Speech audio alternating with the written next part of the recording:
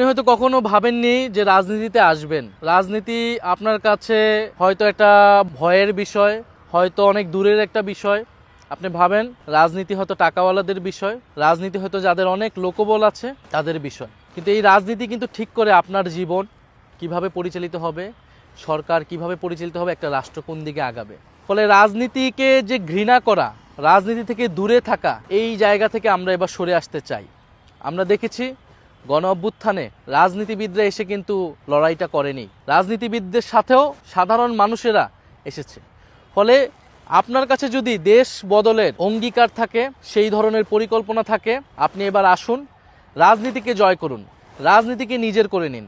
রাজনীতিকে আমরা আর চাই না যে রাজনীতি কেবল সেই টাকাওয়ালা লুটেরা ব্যবসায়ীদের কাছে থাকবে, চাঁদাবাজদের হাতে থাকবে। রাজনীতি হবে সাধারণ মানুষের, সাধারণ জনগণের। আসসালামু আলাইকুম প্রিয় দেশবাসী, আমরা আজকে দাঁড়িয়ে আছি জাতীয় সংসদ ভবনের সামনে। আমরা আজকে ঠিক যেই জায়গা থেকে কথা বলছি, 2024 সালের 5ই আগস্ট ছাত্র জনতাকে সাথে নিয়ে আমরা এই সংসদ ভবন এলাকায় এসেছিলাম।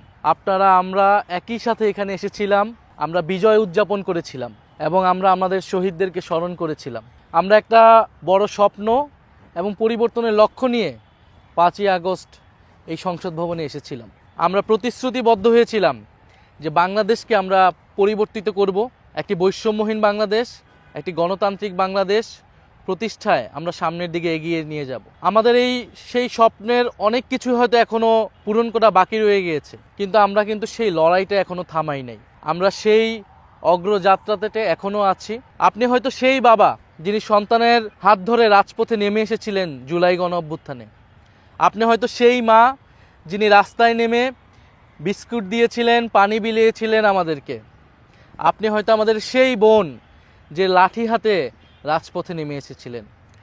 আপনি হয়তো আমাদের সেই ছাত্র ভাই, সেই সাহসী তরুণ যোদ্ধা যিনি বুলেটের সামনে দাঁড়িয়েছিলেন বুক পেতে। আমরা সবাই রাজপথে নেমেছিলাম, আমরা সবাই আশায় বুক বেঁধেছিলাম। আজকে গণ অভ্যুত্থানের 1.5 বছর পরে আমরা হয়তো অনেকেই একটু আশাহত। আমরা হয়তো ভাবছি আমাদের অনেক স্বপ্ন প্রত্যাশা বাস্তবায়ন হয়নি এবং হয়তো হবেও না। আবার অনেকে এখনও স্বপ্ন নিয়ে আছেন, বুক বাঁধছেন। আমরা জাতীয় সংসদের সামনে আছি।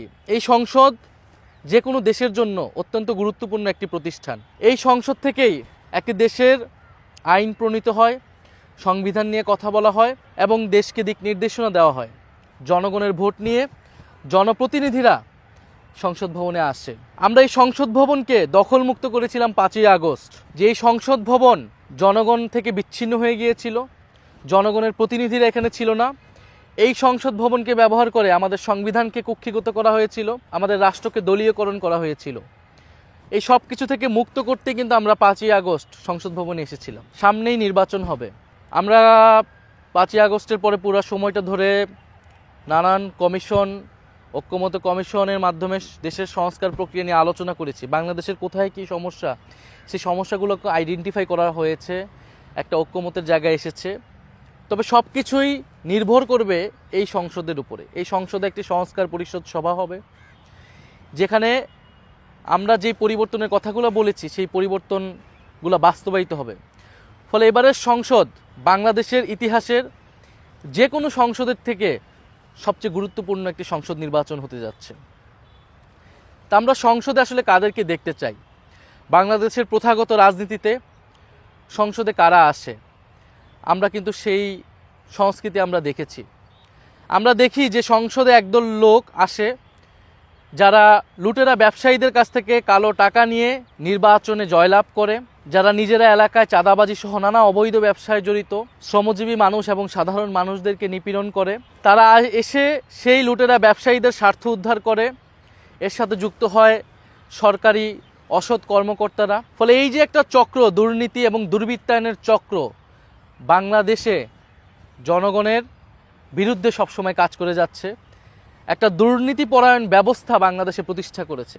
কিন্তু আমাদের লক্ষ্য, আমাদের প্রতিশ্রুতি হচ্ছে আমরা এবারের সংসদকে আগের মতো হতে দিব না। আগে যেই ধরনের মানুষরা সংসদে এসে রাজত্ব করেছে আমরা এবার সেটা হতে দিব না। ফলে আমরা চাই সংসদে মানুষের প্রতিনিধি, জনগণের প্রকৃতি প্রতিনিধিরা আসুক এবং সেই সকল স্বপ্নবাজ মানুষরা আসুক যারা দেশকে আসলেই পরিবর্তন করতে চায়। আপনারা আমরা সাহস করেছিলাম বলেই তো গণ অভ্যুত্থান সফল হয়েছিল। এবারও আমাদেরকে সাহস করতে হবে। নির্বাচন, রাজনীতি অনেক দূরের বিষয় মনে হয় জনগণের কাছ থেকে, আপনার কাছ থেকে অনেক দূরের বিষয় মনে হতে পারে। আপনি হয়তো কখনোই ভাবেননি আপনি রাজনীতি করবেন বা নির্বাচন অংশগ্রহণ করবেন, এটা আপনার কাছে অলিক স্বপ্নের মতো। কিন্তু আপনি চান দেশের পরিবর্তন হোক, আপনার কাছে সেই ধরনের পরিকল্পনা আছে, সেই ধরনের নিষ্ঠা আছে, সেই দেশপ্রেম আছে। তাহলে আপনি কেন এবার নির্বাচনে অংশগ্রহণ করবেন না? কেন আপনি আবারও রাজনীতিটাকে সেই দুর্বৃত্তায়নের, সেই দুর্নীতিবাদ, সেই চাঁদাবাজদের হাতে রেখে দেবেন? আপনাকে আমাকে এবার সাহস করতে হবে, নির্বাচনে অংশগ্রহণ করতে হবে, নির্বাচনে দাঁড়াতে হবে।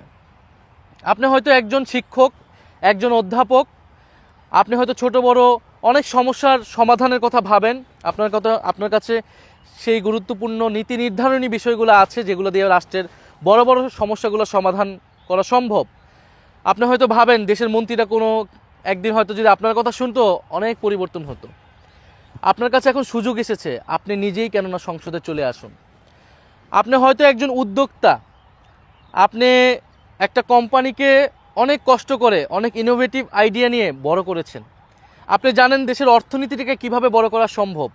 আপনি আপনার চিন্তা পরিকল্পনা নিয়ে এবার সংসদে আসুন। আপনি হয়তো একজন নারী অধিকার কর্মী, আপনি বাংলাদেশের নারীদের অধিকার প্রতিষ্ঠা করতে চান, নারী নির্যাতন বন্ধ করতে চান, বাল্যবিবাহ বন্ধ করতে চান। আপনার এই কথাগুলা সংসদে এসে বলা প্রয়োজন। আপনি হয়তো একজন আলেম, আপনি হয়তো চান দেশে নৈতিকতার অবক্ষয় বন্ধ হোক, দেশে মূল্যবোধ এবং নৈতিকতা প্রতিষ্ঠিত হোক। আপনার এই কথাগুলোই সংসদে এসে বলা প্রয়োজন। আপনি হয়তো একজন ছাত্রনেতা, যিনি ছাত্র রাজনীতিতেই সময় দিয়েছেন, মূল দলের পিছে, বড় বড় নেতাদের পিছে নিজের তারুণ্যের অনেকটা সময়, অনেকটা শ্রম আপনি দিয়েছেন। কিন্তু আপনার এই সময় এবং শ্রমকে ব্যবহার করে দেখা যাবে আপনার দল কোনো একজন দুর্নীতিবাজ ব্যবসায়ীকে মনোনয়ন দিয়েছে। আপনি এবার এই নিজের শ্রম নিজের পিছে দিন, আপনি সংসদে আসার চেষ্টা করুন। আপনি হয়তো একজন পরিবেশ কর্মী, আপনি বাংলাদেশের জলবায়ু পরিবর্তন, পরিবেশ, নগর পরিকল্পনা ইত্যাদি নিয়ে কাজ করতে চান। আপনার কাছে, আপনি জানেন বাংলাদেশের পরিবেশ সংকট কিভাবে নিরসন করা সম্ভব। আপনি সংসদে আসুন। আপনি হয়তো প্রবাসে থাকা একজন বাংলাদেশি, যিনি প্রবাসে কোনো একটা প্রফেশনে আছেন, হয়তো আপনি চিকিৎসক, হয়তো আপনি রিসার্চার, হয়তো আপনি ডক্টর, হয়তো আপনি ইঞ্জিনিয়ার।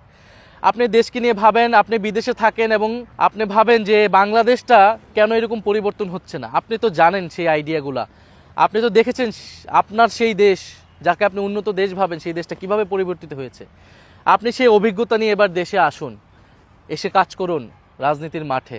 আপনি একজন স্বপ্নবাজ তরুণ, আপনার জন্য অপেক্ষা করছে এবারের সংসদ।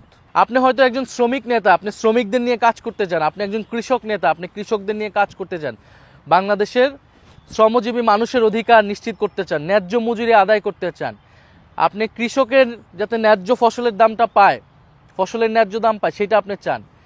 আপনার এই কথাগুলো এবার সংসদে বলতে হবে। আরও গুরুত্বপূর্ণ, এবারের সংসদে জুলাই সনদ বাস্তবায়িত হবে। জুলাই সনদ ছাড়া তো আমরা কোনোভাবেই সংসদে প্রবেশ করব না, নির্বাচন হওয়া সম্ভব নয়। ফলে এই জুলাই সনদে বাস্তবায়ন যাতে হয়, সেটার জন্য আপনার আমার সংসদে থাকতে হবে, কথা বলতে হবে এবং সংস্কারের যে অগ্রযাত্রা আমরা শুরু করেছি সেটাকে এগিয়ে নিয়ে যেতে হবে। রাজপথে আমরা যে লড়াই শুরু করেছি, সংসদে আমাদের সেই লড়াইকে অব্যাহত রাখতে হবে। সেই লড়াইটা হবে গণতান্ত্রিকভাবে, তর্ক বিতর্কের মাধ্যমে। ফলে আমরা চাই, আমরা দৃঢ়ভাবে চাই, আমরা বিশ্বাস করি এবারের সংসদকে কোনোভাবেই আমরা আগের মতো সংসদ হতে দিব না। আগে যে ধরনের মানুষরা নির্বাচিত হয়ে এসেছে, আগে তো নির্বাচন ছাড়াই এসেছে বা নির্বাচনের মাধ্যমে, কালো টাকার মাধ্যমে এসেছে। আমরা চাই এবার নতুন মানুষেরা আসুক, স্বপ্নবাজ মানুষেরা আসুক, দেশপ্রেমিক, সৎ এবং যোগ্য মানুষেরা আসুক। জাতীয় নাগরিক পার্টি যেহেতু আপনার আমার সকলের দল, আমরা সবাই সাধারণ পরিবার থেকে উঠে এসেছি, আমরা আপনারা মিলে সেই সুযোগটা তৈরি করতে চাই। আপনি হয়তো ভয় পাবেন, আপনি হয়তো ভাববেন নির্বাচন অনেক টাকার বিষয়, অনেক ঝামেলার বিষয়, অনেক ভয় ভীতি আতঙ্কের বিষয়। কিন্তু আপনাকে আশ্বস্ত করতে চাই, আমরা আমাদের সামর্থ্য নিয়ে আপনার পাশে থাকবো। আপনি শুধু আপনার স্বপ্নটা, আপনার উদ্যমটা, আপনার সাহসটা নিয়ে এগিয়ে আসেন। এনসিপি আপনার সাথে থাকবে, এনসিপি আপনাদেরকে সে সুযোগ করে দিচ্ছে। আমরা চাই আমাদের সেই স্বপ্নবাজ মানুষেরা আসুক সংসদে। এনসিপির পক্ষ থেকে আমরা মনোনয়ন দিচ্ছি, সেই ধরনের মানুষকেই আমরা দিতে চাই। এনসিপির অফিসে আপনারা সেই মনোনয়ন ফর্ম পাবেন, এনসিপির ওয়েবসাইটেই সেই মনোনয়ন ফর্ম পাবেন। আপনারা সকলে মিলে আগামীর সেই জাতীয় সংসদ, সেই সংসদকে আমরা জয় করতে চাই। এবং আমরা দেখেছি মানুষের সাথে যখন মিশেছি যে মানুষ পরিবর্তন চায়। মানুষ এবার আগের মতো করে শুধু মার্কা দেখে ভোট দেবে না, মানুষ নতুনদেরকে সামনে দেখতে চায়, তরুণদেরকে দেখতে চায় এবং দেশপ্রেমিক সৎ মানুষদেরকে দেখতে চায়।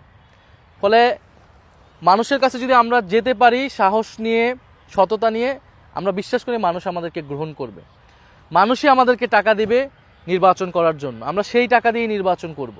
অ্যাটলিস্ট আমরা মানুষের কাছে দরজায় দরজায় আমাদের সেই স্বপ্নটা নিয়ে আমরা পৌঁছাবো। ফলে আমরা আপনাদেরকে আহ্বান জানাই, আপনারা আসুন আমাদের সাথে, সামনের নির্বাচনকে নিয়ে আমরা একসাথে কাজ করি। একসাথে আসুন, আমরা জুলাই সনদটাকে বাস্তবায়ন করি, এর আইনি ভিত্তি দেওয়ার মাধ্যমে আমরা সামনের নির্বাচনের দিকে যাই। এবং এই যে আমাদের জুলাই গণ অভ্যুত্থানে এত মানুষ খুন হয়েছে, শহীদ হয়েছে, আহত হয়েছে, গত 15 বছরে এত মানুষ গুম হয়েছে, তাদের যে বিচার প্রক্রিয়া চলমান আছে সেটা নিশ্চিত করার জন্য আপনাকে আমাকে রাজপথে থাকতে হবে, এই সংসদে থাকতে হবে।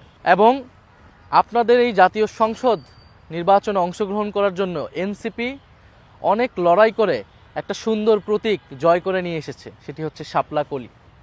শাপলা কলি আমাদের আপামর গ্রাম বাংলার প্রতিচ্ছবি, আমাদের নদীময় সভ্যতার প্রতীক। শাপলা কলি শুভ্রতার প্রতীক।